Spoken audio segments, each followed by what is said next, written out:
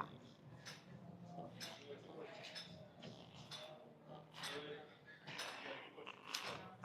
That's better.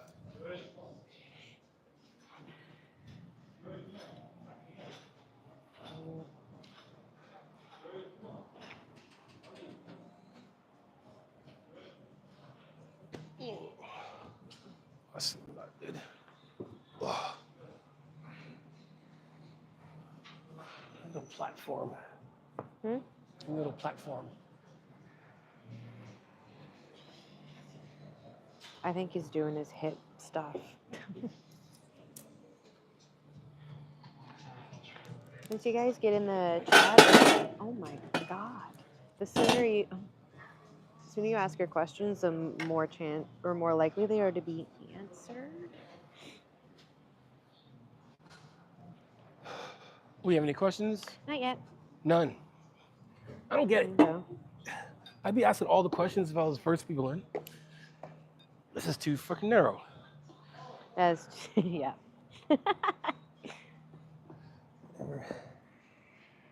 Where's the other one? Oh.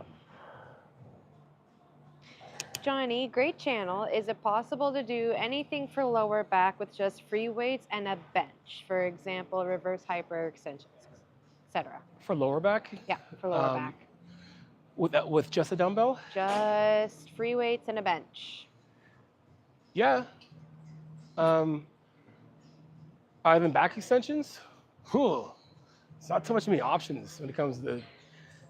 I mean, with the dumbbell, if anything, like you can still do. RDLs kind of help out the same thing. Doing the back extensions on a bench. Has he tried that before? Oh, I don't know. Bigglesworth 007. Because there's that one where you could hook your feet in and do that with a bench. Might as well show him that. The frog? The frog position it's one? Goofy looking, but whatever. It works. So he's agreed to 30 minutes. All right. So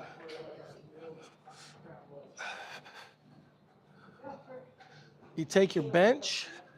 What do we do these still? You can keep a little incline. I think I did it before either way, but if you can't. Is this gonna bother your hip? Is this gonna bother your hip? No. But so you can basically, like, what you're gonna do is you tuck your feet under your bench like that. And then you come to the very edge, so your hips on the edge of the bench, like this. And then you do your back extension like this, right? And then you can take a kettlebell or a dumbbell or even a plate. And you wanna don't let your back droop. Keep it flat. So think chest going down and then chest coming back up, right? You're gonna get some glute in there too because you have to adduct and keep your feet hooked, but it's an awesome exercise for glutes and erectors. And this, and honestly, I find that to be a great one to do because you're getting a lot in one. Glutes, erectors, adductors, and it's multi-muscle exercise that you're gonna benefit from. That's super easy without having to add a bunch of stuff, equipment and whatnot. And I find back extensions, there's so many other things you do too that help with your back, with your erectors.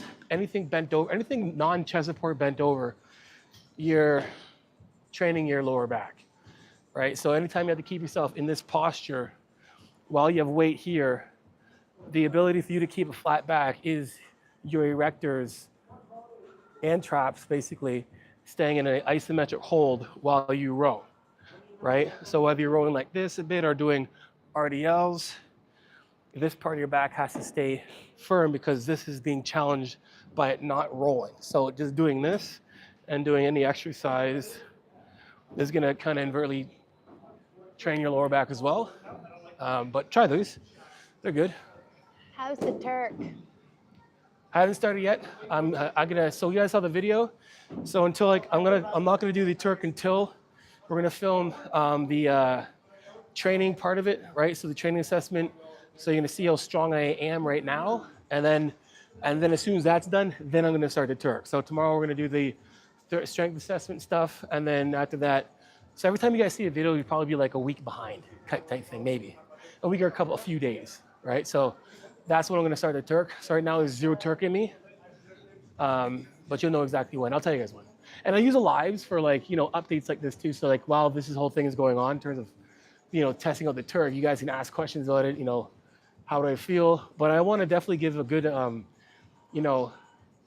good point of view of what it feels like. I want to know what I'm supposed to feel. I remember using Greg's, the first Turkesterone. That one is that he called Ecti Builder after. So this one is the one from Uzbekistan that, talking to Greg, that I know for a fact that Greg is the only person that has the Turk from Uzbekistan, and I'm pretty sure they have an agreement in a sense. So a lot of other companies want to actually buy Greg's Turk. So that's where I guess all the conflict is coming, because if you can't have it, might as well hate it. So when I use it, I'm going to see if it actually works. I'm going to be completely honest. I'm not getting kickbacks from it, so we'll see. DJ says, hey Johnny, sorry I've been AWOL for a bit. He's doing house renovations and it's taken all of his time, but he'll be back soon. And Kim is asking, how does it work when you order a workout program from you? It says something about a questionnaire, but I just want to make sure. So anytime anyone orders anything from me that's custom made, it means that you'll get a questionnaire. That questionnaire is going to give me all of the answers that I need to make a plan. So from eating habits, medical history, past injuries, food allergies, trigger foods, all those things, all those questions that give me the the answers to be able to make your plan custom. So the best approach is to, as detailed as you are in the questionnaire, the more detailed your plan is going to be. What exercises do you do to warm up shoulders for chest or back day? So I go get some bands. I'll be back.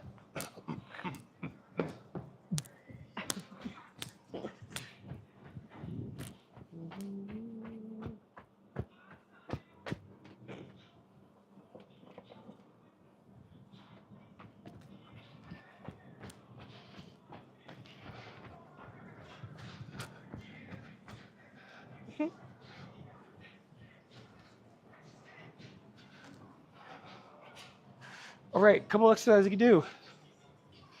You can do overhead pass. You can use a PVC pipe, those little long pipes too if you want to, but overhead pass with your band. Doing these guys here is good. Doing shoulder openers, basically just like pulling it apart, come back up is good too. You can go on the wall and do some dub Ys. So your whole point of this is getting your arms actually on. You want to have the back of your hands and your elbows on the wall, going from here to here. It's coming down and all the way up. Like rip this thing apart. Ooh. So here, coming all the way down and up. And that's like good exercise to do for the mobility anyway.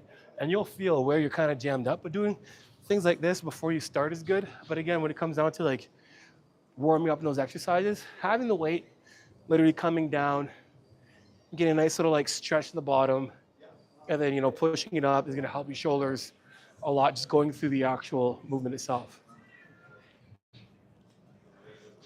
Johnny, quick question. Can you demonstrate standing cable flies for upper chest? Yeah.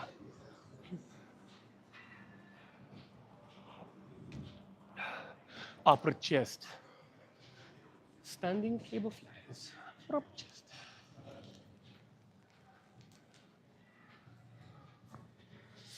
Oh. Wait. Oh, God. Okay. I'm going to do it with one arm, guys. So, wait, maybe not. Yay. You hearing this? Oh, yeah, no, sorry about that. No, that's all good. Show you what? All good. Brain from the half work right now. Hey, man. That's how it should be.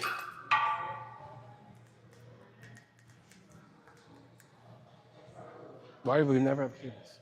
We just had cables. They're on there, aren't they? Where's it? Handles. Son of a. What do you mean? Where are they? Here's one. There's one We'll already use on there. different ones. All right. Cable flies high to low. I mean low to high. Right. So think of upper pec, your pec minor. Just think of your upper pec area here. Your chest is going to help with shoulder adduction and shoulder extension, flexion. So when we're doing that, you know, get it a little bit right from here, and then we're basically here, walking back in a good stretch from here, and then I want to get my chest tall, slight little bend in the elbow, right? So as soon as you see a little bend in my elbow, so my chest starts to tighten up, and from here, I'm gonna pull my entire arm up to the middle, and then down here, stretch, pull, right? And I'm letting it come back and out, not back and down here, right? So the cable's already pulling my arms apart. Let's keep that integrity where it's here, and then I'm adducting the shoulders and pulling my arms in while pulling up. So we have adduction and flexion. And on the way down, stretch your chest, pull. Stretch chest nice and tall, and pull. And keep your chest tall at the top too. So don't deflate. Don't get here, then get like this. Keep there the entire time. Big stretch here, big squeeze here. When I do pull-ups, I don't feel a big pump. Same for chin-ups. I do them very good and have been completed on them basically. My question is, if you don't feel a pump, should you do the exercise? I'm just trying to I'm trying to figure out how you can do a pull-up and not feel it. Pump's as a result of a couple things. Lactic acid, salt, like sodium in your body create a nice pump. Food, in terms of like carbohydrates, your body being full of glycogen. So if you're not feeling a pump, and that can happen with a lot of competitors who are at the end of their prep and then they're depleted and you don't feel much of a pump, that makes sense. So I'm thinking, are you completely fasting, that's when you feel a pump, or are we doing the exercise properly?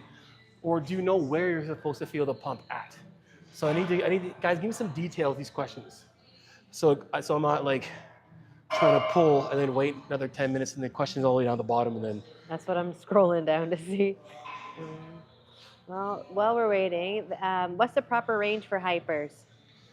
Proper range for hypers? Yeah. Well, just think of, so there's one right here, but I'll just show you here. There you go. Yeah. It's very, I shouldn't say, guys, my bad. If I say it's very simple, I'm just being ignorant. My confirmation bias is that I think people know more than they do. And it's not a bad thing if you don't, because that's what learning's about. So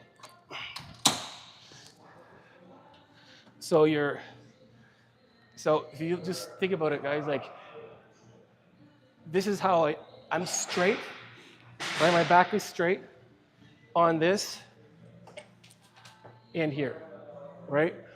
This is extension. This is hyperextension.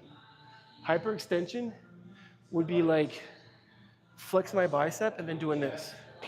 And then doing this more. It's like, it's not gonna do anything else, but just like squeeze the top of the contraction a lot. It'd be like flexing my tricep and then like just trying to push it back more, right? So the difference is like, you're not if you're not hypermobile, you don't have that elbow going back that far. So basically you're down here, we're tight on the toes pushing into the plate, right? We're active from here, chest is here, and then pulling up. And then I'm breathing through my core because that's gonna keep my lower back tight a little too. That's as far as you need to go. From here, then all the way stretch. Right, so think of the stretch more than how far you have to go up. This is after you finish. Going down is leading the chest all the way down, keeping the chest down, and I'm feeling a nice stretch here, and then coming up, and then squeezing from here. And that's as far as you need to go. You can't any further, just like compressing your spine. You're squeezing the discs. That hurt actually. I was doing this. Backless chair sit-ups with weights or cable ab crunches to build size. What? Okay. I know, there was Cable? some smashing. Backless chair sit-ups with weights or cable ab crunches to build ab size. Backless chair sit-ups for crunches? Backless chair sit-ups with weights or cable crunches. Cable crunches. What the hell is backless sit-ups? Backless chair sit-ups with weights. Backless chair sit-ups. What is that? Is this a back? Is this a backless? Am I backless here? I don't know. Am I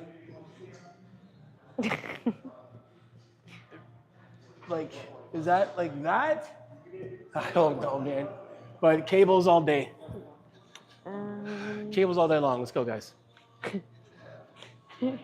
I better not hear that ever again. That was the most confusing thing in the world. You ever done backless, toes pointed, shoes off? Like, nope, haven't. So, there you go. Yes, Right? yeah. I'm gonna pull this guy, I'm gonna row it in.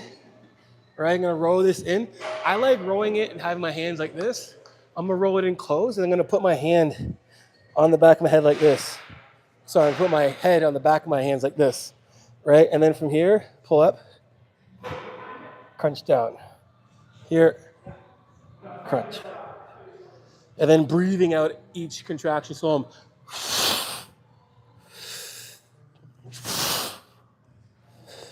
stretch. I haven't trained abs in a while, and I'm gonna have DOMs because I just did that. I can promise you that.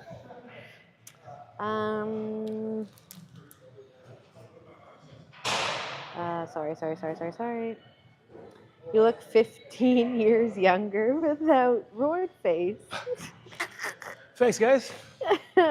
Spent 8 years looking like a fucking Neanderthal. Somebody just said they just got here, and any effects from the Turk yet? He hasn't started yet. No, I haven't started yet, guys. So tomorrow's video, you're not gonna see tomorrow's video. I'm recording tomorrow's video. We're doing the strength assessment tomorrow, and then after that, I'll start using Turk. How do you build good traps? Be confused. I don't know. It's a joke. Funny. While I'm here, I'll show you a really cool exercise while we're here. We're for traps. Lower this all the way to the bottom. Basically, guys, anything from here, the side of your body, with weight and shrugging all the way up is good. I'll show you some other things though. I'll point this way. When we're doing shrugs, if we really want to get the entire trap working well, right? Arms apart this way in the middle of the cable machine and shrugging up, right? And then letting it pull me away, stretching me out and shrugging. So these are gonna be more upper traps because my upper traps pull my shoulders up, right? Then if I walk back a bit, and I'm gonna shrug again, that shrug's gonna go from the traps, upper traps and mid traps. So now I'm retracting my scaps and shoulder elevation. And I walk back even further, now I'm mid trap, right? And you can do like a big, tri-set of this. Start here and just get to here, right? We're pulling from here, let it stretch, right? Pinch, walk in a little closer. We're gonna pinch coming a little higher, pinch, and then walk right in between, and then pronated hands, pinching all the way up, and let it get stretch and pinch. You do the same thing with one arm, literally in the cables. I'm all big cables, baby. Cables are awesome. And just,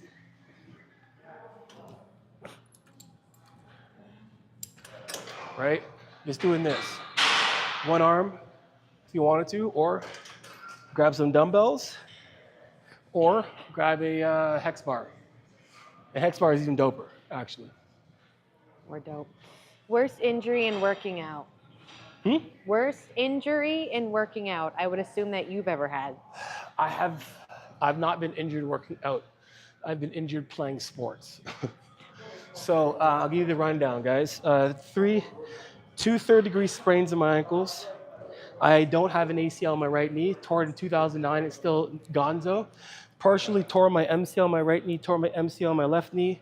I have a hip thing going on in my labrum. I have deteriorating L4 and L5 in my lower back with osteophytes, meaning bone spurs sitting inside my sciatic nerve, so I can't pull this toe up because of a nerve. Right? I can do a little bit. Watch the difference. Watch this. Boom. Okay? I should be able to do that with the other foot. I can't. That's all nerve. A little bit of compression in my, arthritis in my C something or other. I tore my AC joint. What else? That's it. Oh, hamstring. Tore my hamstring twice. Sprinting, 40s. That's it. When you run and then it feels like someone just shot you in the back leg, you're like, oh. Oh, groin. Sorry, groin. 2 years ago. I pulled that bad. Oh my God, that was the worst. That sucked, actually. I did that. What did I do that? Did I do that training? No, I did that playing football. Flag football. Yeah. Juking guys all day. And then decided to thought I'd do a collaboration with Dr. Mike and roll. And part of when that rolling thing you guys see, you guys don't see it, but he's got my leg and he's yanking it and I'm pulling my leg out and it goes crap. I'm like, oh. And then for the rest of that roll, I could not use this leg at all. So my man will fight me with like 3 limbs. That's right. Johnny, what's your favorite? This is a steroid question. What's your favorite compound to stack with testosterone and why? Mastrone. Or Why? EQ. Or EQ. But test and mass, EQ. Why? Why? The androgen to estrogen androgen profile. So like it's not toxic. You'll get it's very mild.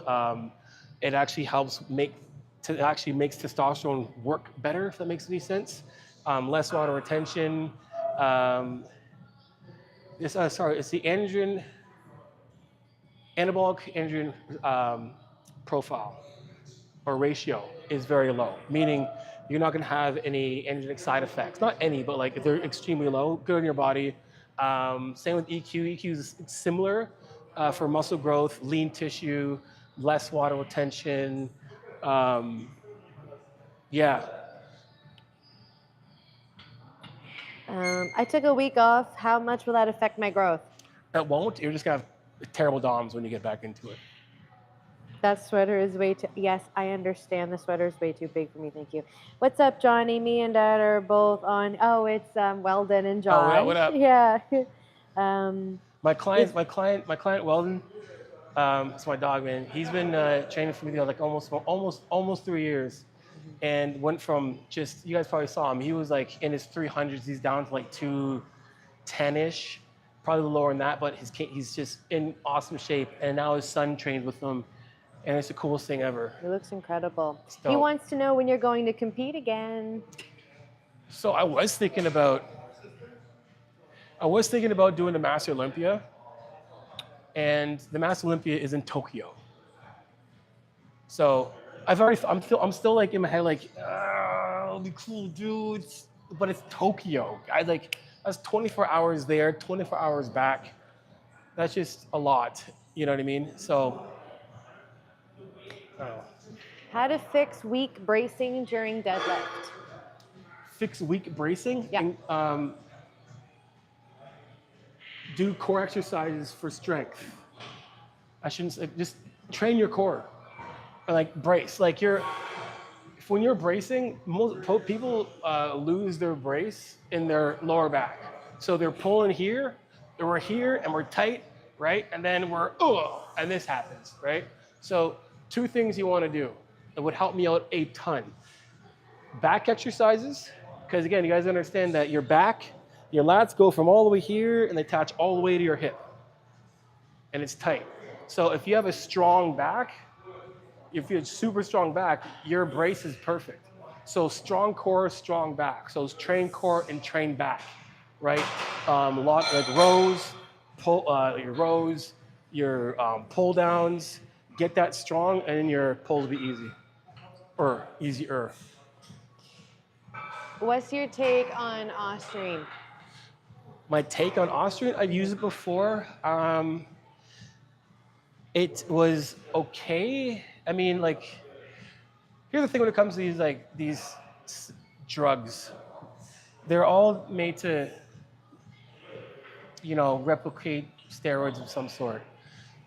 I would say, like, be very careful with it because number one, your source. It's very hard to actually get it from somewhere because most times, even in Canada, it's there's a gray area. It's for experimental use only, and that's the only way we can use it is by its experimental use. So if I'm like, yeah, I'm using this for experimenting, it's mine and I'm good for it. But again, if I don't get it from an actual source, and that is actual Ostarine, then I'm getting something that I don't know. And I would rather not get Ostarine or any SARM from anybody that I don't know for sure if it's exactly what I'm getting. So that's the biggest problem when it comes to like that, in steroids too. But for anything else, like SARMs are hard. But Ostarine in terms of like its efficacy, it works. I would say it's a very mild Anavar if I would compare the two. I use RAD more than I used Ostarine. Ostarine is better for females, I would say. I hate saying females. People are like, that's what we call female women. XY hormones? I don't know. Kim says she's about to do her lat pull down exercises with the tips you told her Saturday. So let us know how that goes, Kim. Have you ever struggled to get good quality sleep? Any tips or habits? Because my sleep sucks. Probably made worse because I work out late at night. Okay, that's awesome. I like that. Someone who's listening to the details. Okay, number one, working out late at nighttime is definitely going to affect your sleep. If you're taking a pre-workout and stuff, obviously you're going to be wired before you go to bed. So I would maybe back up your workout a bit, or make sure you're taking maybe like a non-stim pre-workout, so you can still work out, get a good pump, and whatnot, not have to worry about being too tired. Two, make sure that when you're, and this is something I got to work on. Trust me, I'm not a sleep fucking doctor, and I make sleep mistakes all the time. Regardless, what you want to do is make sure that you're turning off your electronics. At least putting on the if you have an iPhone, has a night mode where it takes off that like harshness of the screen. Pull that down. Try to have it off at least an hour before you go to bed. Because your brain's sitting there with like lights in your eye, your brain thinks, oh, there's lights in my eye, the sun's still up. And then you stay up, right? Read, journal before you go to bed. Just get yourself in a place where you're calming down. Exercising before you go to bed is actually not a bad thing at all. It's actually really good. It's just the point of, just when people use, stimulants, it ends up being jacked when they get home and then they can't sleep. So try that for sure. Try and back your sleep routine earlier. Try to start going to bed early, start it early. If you don't go to sleep till 11 o'clock, try to start your routine at 10 o'clock. And then when you get better at 10 o'clock, start at 9 o'clock. And that's what I've been doing. I go to bed now like 8:39, and I just had to, right? I'm making myself go to bed, and I'll fall asleep maybe in an hour. So that helps out. Melatonin, sorry. Melatonin's really good. Try that. Yeah. I can't feel my lat pull down. What am I doing wrong? Easy. I don't understand. I wish I could. You know what? That's why I like what I do. I'm probably one of the only guys that are really coach and form for years. And it's, you know what? Might as well keep this on. I was going to use something else, which I like. Anyway, so when we're doing pull downs, there's a couple things, reason why we don't. Actually, this is what I want to do. Yes. Yeah. Does that work? Yeah. Okay. Let me give you guys a little lesson on anatomy. All right. Reason why most people don't feel pull downs is because they're pulling with their elbow, they're pulling with their hands. They pull with their hands, the biceps, and their traps. So we get this. This looks so familiar, right? Go behind me. My traps are doing this. Oh, sorry. My traps are doing this, and then I'm pulling see my biceps are pulling, and then I'm kind of like this, right? And then, if I do enough, I might feel, but before my back starts to really feel anything, I'm probably gonna feel my traps and my biceps get tired before I can even feel a pump in my lats, right? So The reason why that happens is we don't really understand how the body actually works. Now, I have this thing here to give you guys an example of how our back works. We're too fixated on our hands pulling. The hand is just an extension of your arm. Your lats pull the arm. So, to give you an idea,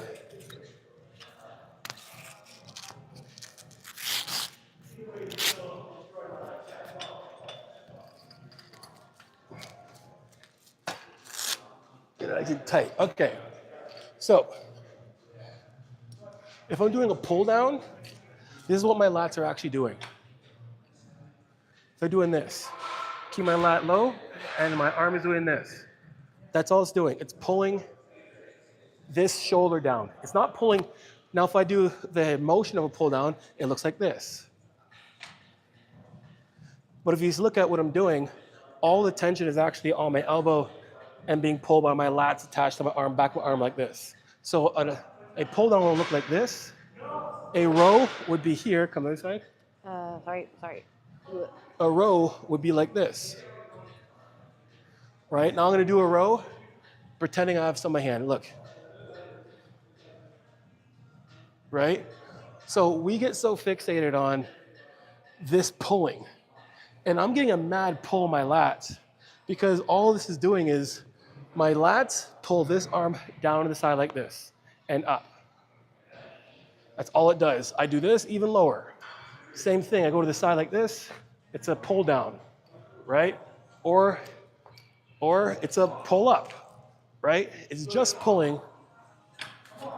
It's just pulling this bone. So when we're doing pull downs, using straps or not, you need to focus on this thing, your elbow, pulling down to the side. I'm pulling, and then my chest staying up tall. So I'm doing this. I'm pulling all of my lats, right? My biceps aren't, I'm not pulling, use my biceps to pull down. I'm keeping my chest up and then letting my elbows pull to the side and back up. And slow.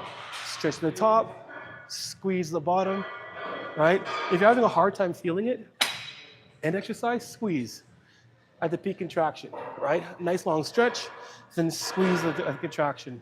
And you'll start to feel a little more.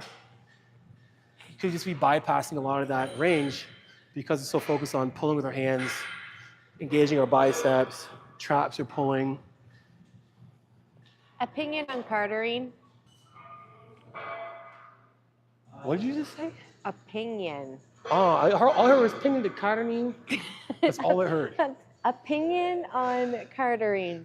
On My bad. on GW 15156, unbelievable, unbelievable. I should.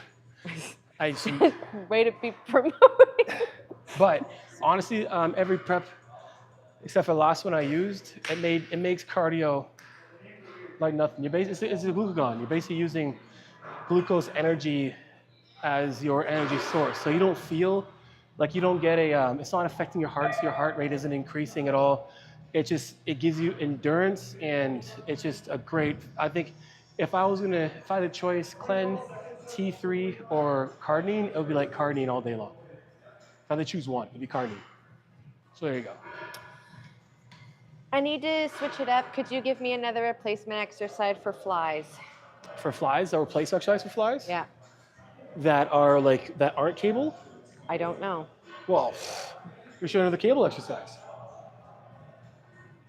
Here's a fun one. If you want to feel super strong, go high or like mid-height. I don't know if it's the same, right? And then we're gonna hinge. The weights Forgot aren't about the same.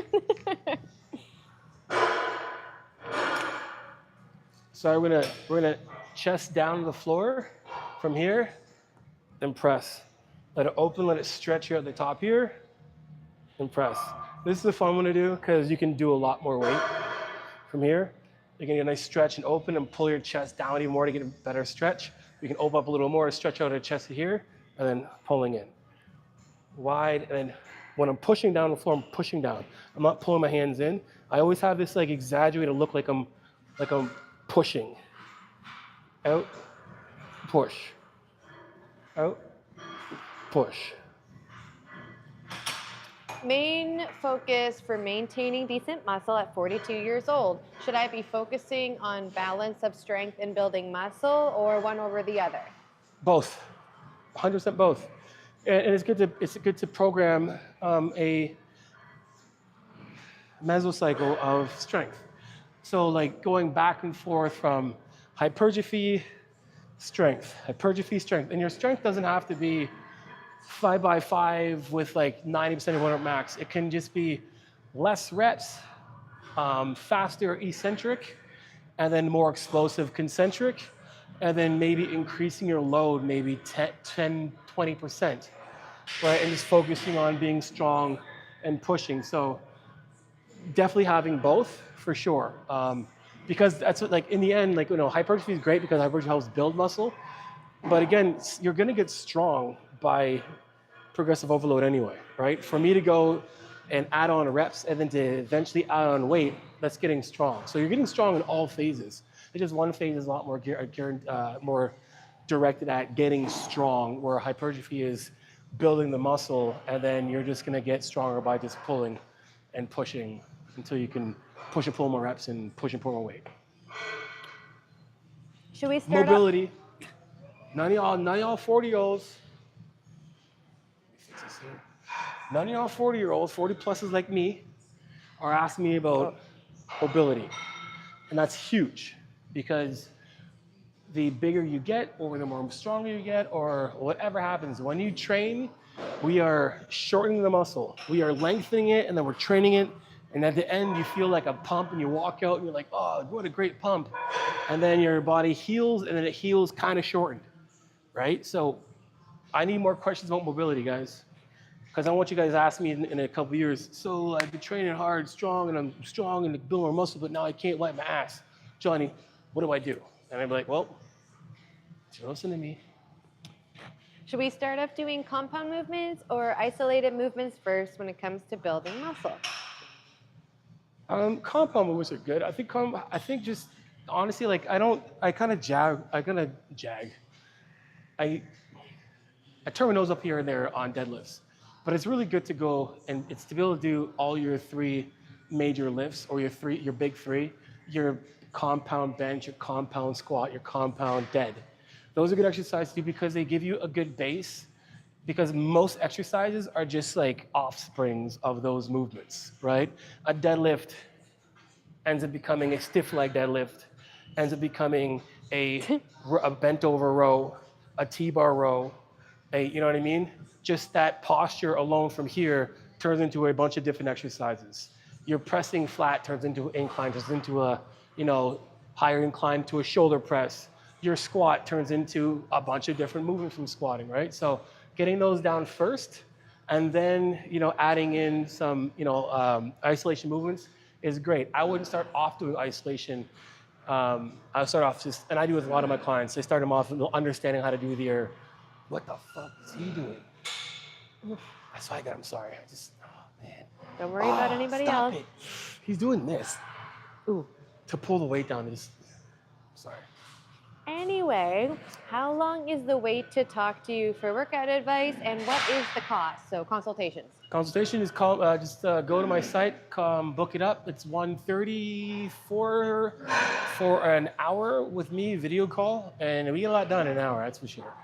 And that's anything. So, and I got a lot of clients who only do consult calls. They'll do consult calls, they'll bring in, we'll share the screen, they'll show them what they're doing, whether it's nutrition, whether it's training, I'll go over their plan. I'll be like, this is good, change this, yada, yada, yada. The full hour with me it's well damn worth it. And I record it too, and you can send it back, and you can watch it yourself. And yeah. Is 2 days of rest in a row too much for an elite bodybuilder? 2-day rest, I mean, if you have to eventually rest 2 days in a row, that's fine. But when it comes down to like training wise, whether you're doing say a bro split, a six push-pull legs, whatever you're doing, you're always doing another exercise the next day. So say like I go in and I trained, my back is still sore and I got to push-pull legs and I did push the day before and today's pull day. It's like, shoot, I'm tired. Then I'm going to skip my pull day and then I'm just going to rest and have that one rest day. Then I can do my legs the next day. Do I have to rest 2 days in a row? I don't know if you do. If you did 5 days a week and you rested Saturday and Sunday, it's not a bad thing either. But if you're training 5 days in a row, that's completely fine. You have 2 days in between. If we're training like 1 day, then you're taking 2 days off, and you train another 1 day, take 2 days off, it's kind of like counterintuitive. How hard is it for women in their late 30s to build muscle if we are just starting off? Thanks for all the advice. Been following for a while and love the live stream. Thank you.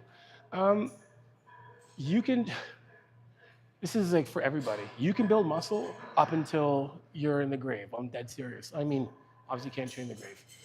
You put your body into a place of adaptation, your body's going to adapt. It just has to. Now, we have that little bit of the uphill battle for all of us, battling sarcopenia, whatever, and that's just basically, the evolution, natural, decline in hormones and X, Y, and Z. But we can still play against that by training, eating properly, resting, and whatnot. So let's just say you just started working out and you've never had newbie gains.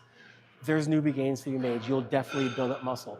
Especially when I look at clients and I see their picture when I get them first, and I'll get clients in their 30s, and I'll see obviously places on their body that there is not muscle that's there. Well, not muscle, but the muscle's not as developed. So if you're someone who's like, doesn't have that much muscle and you want to create, I want bigger arms, I want bigger shoulders, I want nicer legs and glutes, there's muscle to be actually made that you can still make muscle. You don't just pass a certain age and all of a sudden you can't build muscle. Your body has to build muscle if it's in a place or an environment where it has to adapt. It's too smart for us. So you can't go to the gym once a week and be like, I'm going to build muscle because I went to the gym once a week. Your body's, up until now, it's probably not been in the gym at all. So now that it's in the gym, it wants to know if it's going to be in the gym all the time, right? So train hard, train smart, eat properly, enough protein, eat enough calories, rest, water. Do that over and over and over and over and over again, and you will build muscle. I got a 51-year-old who's competing this week, who put on 7.5 pounds of muscle in the last year. So yes, and she's in menopause. Question. I pulled my hip flexor. It was always tight, and people say it's tight because it's weak and needs to be strengthened, not stretched. But I feel they are developed and strong. Which is it? Ooh, that's a hard. Depends.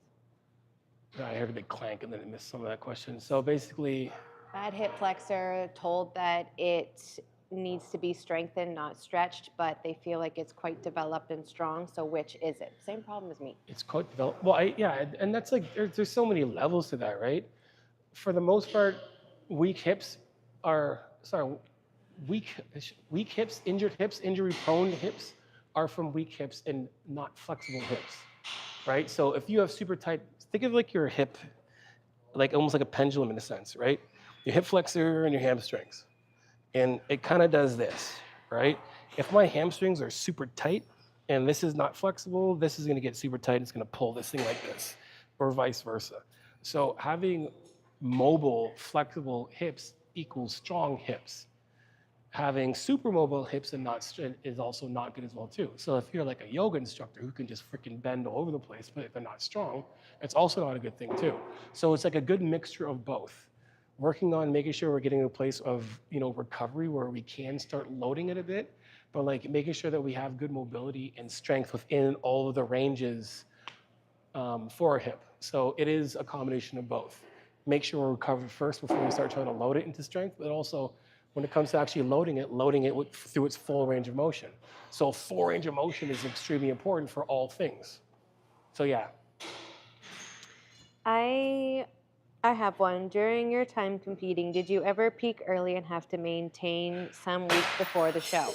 Yes, that's the best place to be in.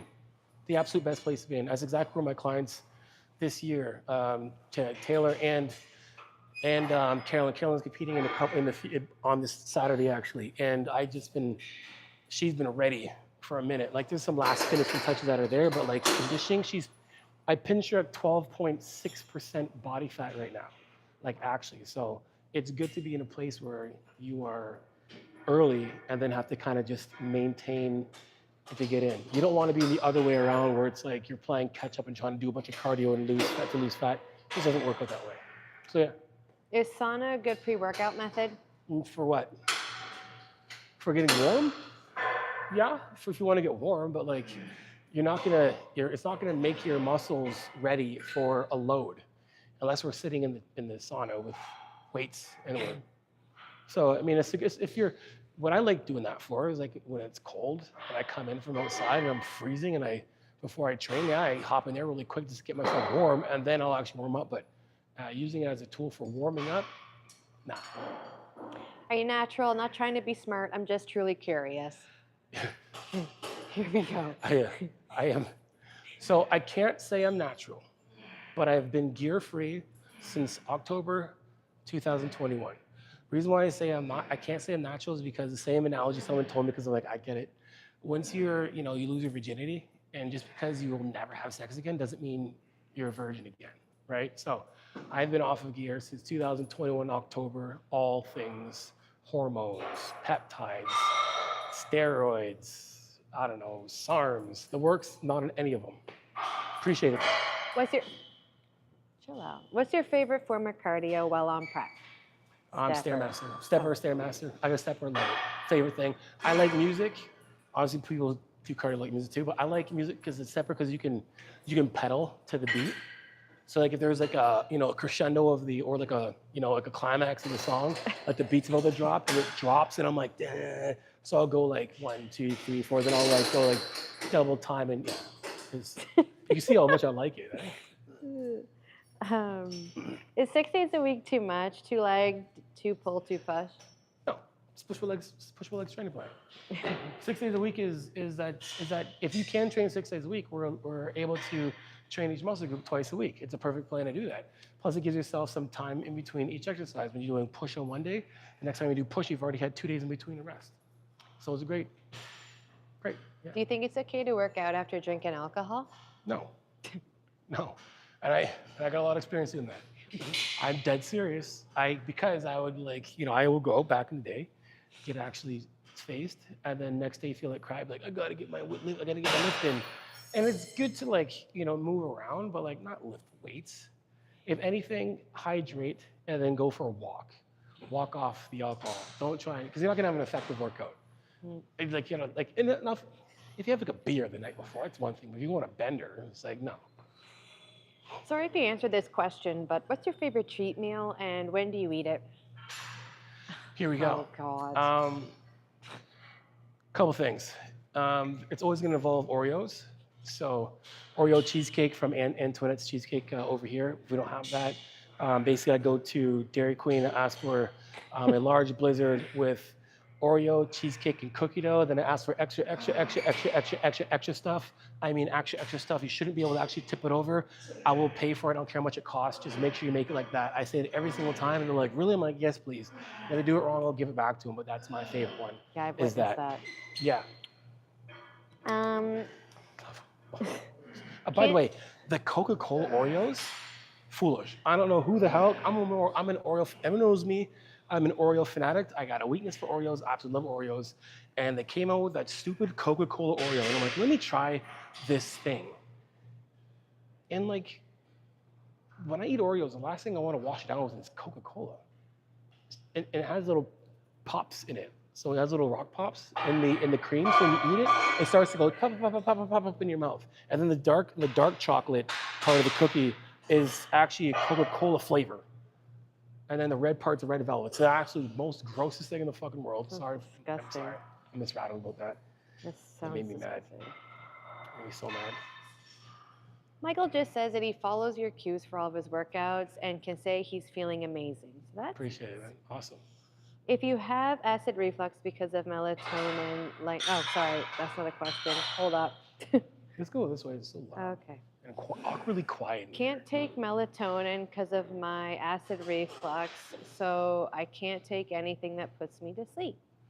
Are you in a state where cannabis is legal? Try CBD oil, and if you don't care for trying that, I would try a good oil for sleeping.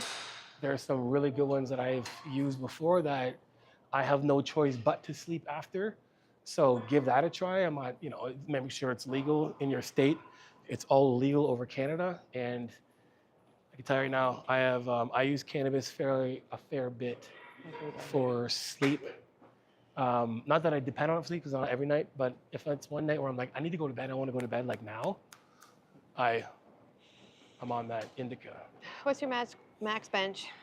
My max bench was 405 for 5 reps. It's the highest I've ever done. I'm not a 1 rep max guy. I've never been for that exercise itself, but 4 plates for 5 reps. Are pro hormones a safer option than SARMs? What's your opinion on them? Here's my thing. I find everyone's trying to find a way around doing steroids. I don't know if it's for just more morale, for their own morals, their values, or whatever it is, because you're not going to get better than the actual real thing. And then when it comes down to it, if you can't unless you're getting it from a doctor, you're getting it from somebody. So you have to ask yourself the question: is the somebody I'm getting it from giving me exactly what I want? So when people ask me about is it better than pro hormones or this better, I say if you're trying to make your way around doing steroids, I would just not do them. To be honest, I'd rather just do anabolics and then be smart with it. There's 100. If you take people on TRT, when Greg's I'm on 150 milligrams of TRT, which 100% he is. 100% he is. My client's doctor just put him up to 150 milligrams of TRT, and they need it, right? They both need it for sure because they're tested low XYZ. The amount of progress that my client has made just from that amount is absolutely insane. So start low and just do that instead of going all these other routes to try to dodge steroids. I'm not trying to also say do steroids, but I'm not gonna make you not do something. So I would say if anything, go to a doctor, consult them, and then go from there. No, he hasn't started the Turkesterone yet. Not yet. Not yet. Strength test tomorrow. It's Is gonna be weak. I'm gonna be embarrassed. I'm dead serious. I haven't been training for anything but I'm just doing maintenance volume in terms of at the gym. I have not focused on being strong. I've been focusing on just keeping this frame. So when I gotta actually do a 10 rep max or whatever, I already know the DOM is gonna kill me for a good week. And it's not gonna be anything impressive when I do that strength assessment. It's gonna be kind of embarrassing, to be honest. Y'all be like, Johnny's that weak? I'm like, yes, I am. Proud of it. But after I take Turk, it better be something. Is the dead man hand good for mobility? Yes, great, absolutely. I feel like I want to do that right now, to be honest. I feel good at deep It's really good for mobility. Hi, I enjoy watching your videos and explanations. For a complete beginner, is 2 or 3 days a week full body workout recommended, or start with a PPL program right away? Your training split, the many times you're going to be in the gym for your goals, are going to be based on what you can actually commit being in the gym.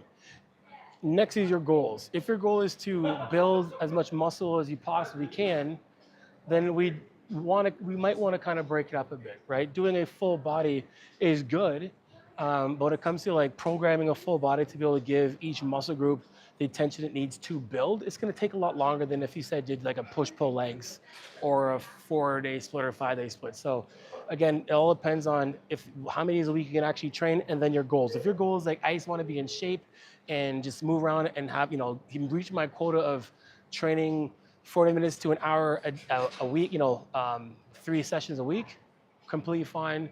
Train the whole body, absolutely amazing. If your goal is to build your chest, build your shoulders, build your glutes, build all things, and you want to get bigger, then I would look into, doing a 4-day split, a 5-day split, a push-pull legs split. Compound for sports performance, isolation for bodybuilders, question mark? I don't know if there's a question, but I think he's just saying is compound movements best for sports performance, and then isolation movements best for bodybuilders? Sort of. So it's that idea, because I played football for 18 years and strength conditioning as well for part of that, the end of my career. it's always looked at like deadlifts and cleans and snatches and squats. Those don't help performance in the gym and on the field or whatever sport you're in. They help with explosion. They help with strength. Building muscle, especially for football, is more so building armor, right? Like having more muscle is going to help protect your body and your bones. When it comes to like performance, that's like, applying metrics, going on the field and actually doing field work, whether it's whatever sport you're doing. And then there's also like isolation work does help with sports as well too, but it's not going to help overall sports performance. In short, doing your big three is going to make you a better football, hockey, baseball, soccer, tennis player. Playing the actual sport makes you better at that sport. Doing the compound movements for sports, so to speak, will help you stay strong and explosive in a sense.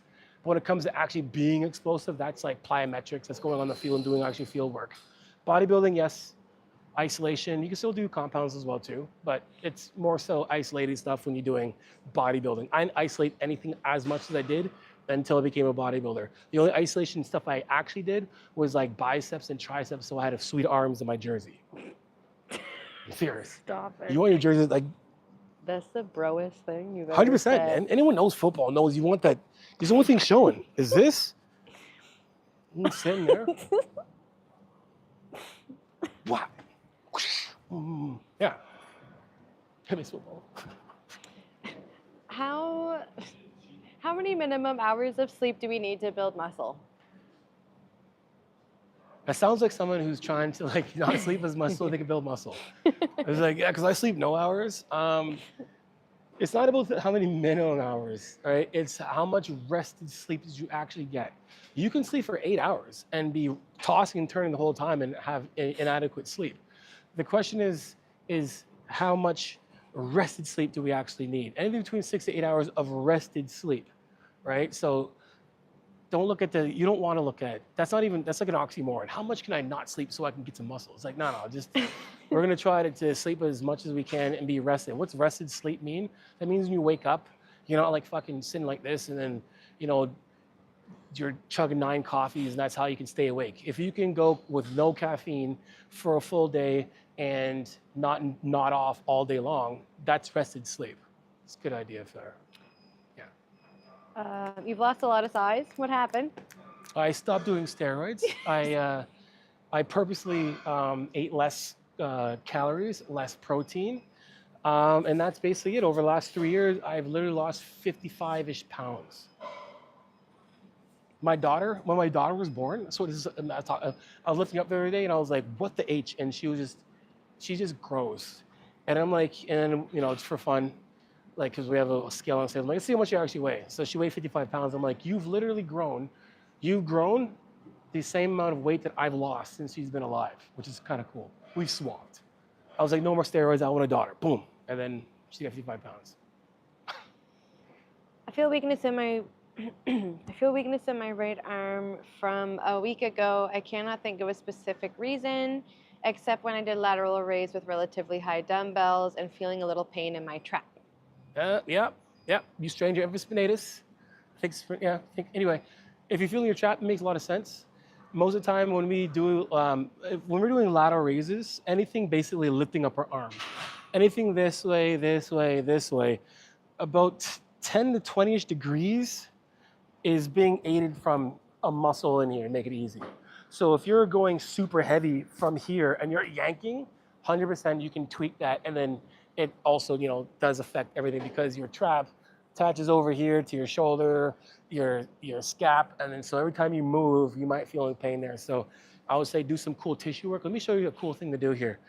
Let me show you guys something cool. You're gonna be like, John, this is cool. This sucks. This hurts.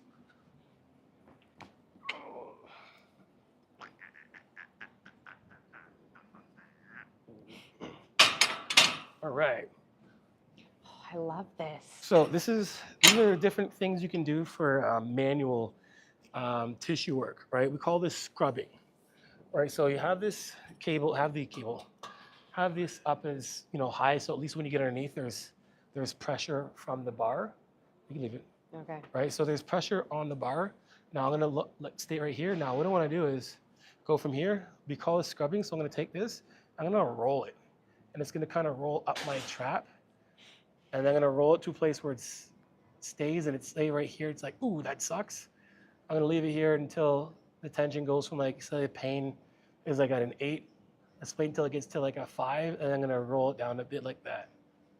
And then we stay there. Oh, it hurts, and then we'll stay there for a bit, and then it subsides. We'll do it again and go back down, and then all the way back down, and then we'll do it back up again. We'll slowly roll and call it scrubbing, and do that, and then find the place that's, you know, where the most pain is, or tightness, tension, and hold it there, and just naturally, and it's really good to do. Actually, this side sucks, actually. Oh. I love doing this, actually. Yeah, it's good. It does feel really good. Oh. Yeah. Okay. That's time. Yeah, we gotta do another video. Yeah. I only got an hour to do another video before my client gets here. So I really appreciate this, guys. This has been really fun today. A lot of great questions. Good questions every week. Walk with me. Anyway, so next week, guys, every Monday, we'll do questionnaires. We'll do Q&As. Link in the description below, guys, if you want to get onto my coaching platform and get that custom training from me. Nutrition training, coaching up your form, just managing your overall fitness. Absolutely amazing journey for you guys to get into if you want to actually get coached, not have a coach just sitting behind the closed doors not doing anything. So if you want actual coaching from me, guys, hit link description below. Or if you want a plan, hit link description below. Either way, until next time, guys, you know how it is. Iron sharpens iron. Progressive overload your life. In the meantime, keep gym chasing. Peace. Oh, shoot.